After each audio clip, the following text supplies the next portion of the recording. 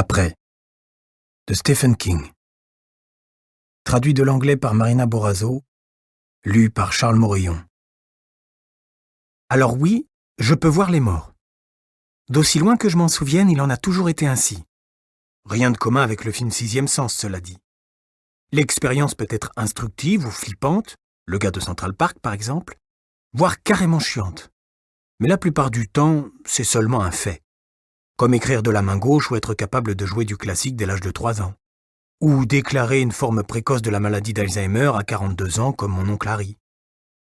À 6 ans, je le trouvais déjà vieux, mais je comprenais aussi que c'était bien trop jeune pour ne plus savoir qui on est, ni comment s'appellent les objets courants. Bizarrement, c'était ça qui m'effrayait le plus quand on lui rendait visite. Ce n'était pas un vaisseau éclaté qui avait noyé ses pensées, mais elles avaient sombré quand même. On a continué jusqu'à l'appartement 3C et maman a ouvert la porte. Opération qui a pris un certain temps étant donné qu'il n'y avait pas moins de 3 serrures. Le prix à payer pour mener la grande vie, d'après ma mère. On habitait un logement de 6 pièces qui donnait sur l'avenue et qu'elle surnommait le Palace de Park Avenue. Une femme de ménage venait 2 fois par semaine, maman avait une Range Rover dans un parking de la 2e avenue et il nous arrivait d'aller voir oncle Harry à Spionk. Grâce à Régis Thomas et à une poignée d'auteurs, mais surtout à ce bon vieux Régis, on vivait comme des coqs en pâte. Mais la belle vie a été de courte durée, un retournement douloureux que je vous raconterai bien assez tôt. Avec le recul, je me dis que ma vie était digne d'un roman de Dickens. Les gros mots en plus. Avant de s'asseoir, maman a balancé sur le canapé son sac à main et le cabas contenant le manuscrit. Les coussins produisaient un bruit de paix qui nous faisait toujours rigoler. Mais ce soir-là, on n'a pas ri du tout. « Putain de merde !» a lâché maman levant aussitôt la main pour me mettre en garde. « Tu n'as rien entendu, juré. » Tant mieux.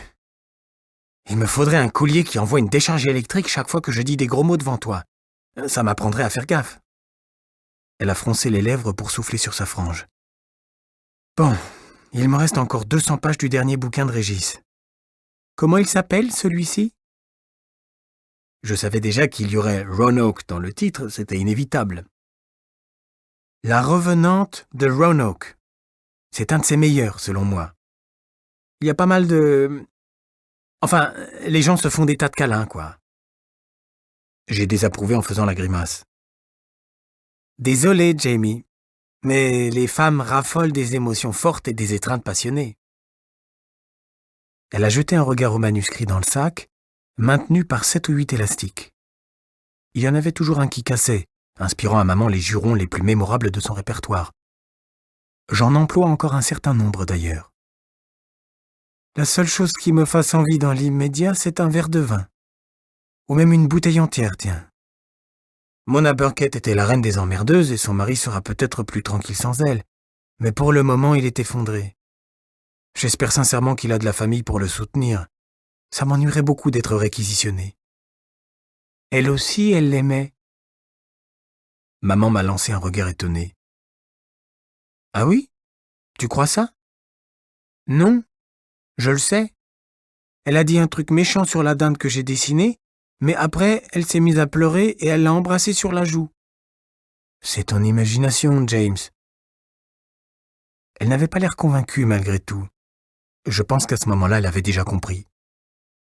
Le problème avec les adultes, c'est qu'ils font un blocage dès qu'il s'agit de croire. Et ils ont de bonnes raisons. Quand les gosses découvrent que le Père Noël est bidon, que Boucle d'Or n'existe pas et que le lapin de Pâques est un énorme bobard, c'est un tel choc qu'ils arrêtent de croire à tout ce qu'ils ne voient pas de leurs propres yeux. C'est pas vrai. J'ai pas tout imaginé. Elle a même dit que je ne deviendrais pas un Rembrandt. C'est qui d'abord ? Un artiste, a répondu maman en soufflant de nouveau sur sa frange. Elle aurait dû la faire couper à mon avis ou changer tout bonnement de coiffure. Elle était bien assez jolie pour se le permettre. Quand on ira manger chez Mr. Burkett, ne t'avise surtout pas de lui raconter quoi que ce soit. Promis, je dirai rien. Mais quand même, elle avait raison, elle est nulle, ma dinde.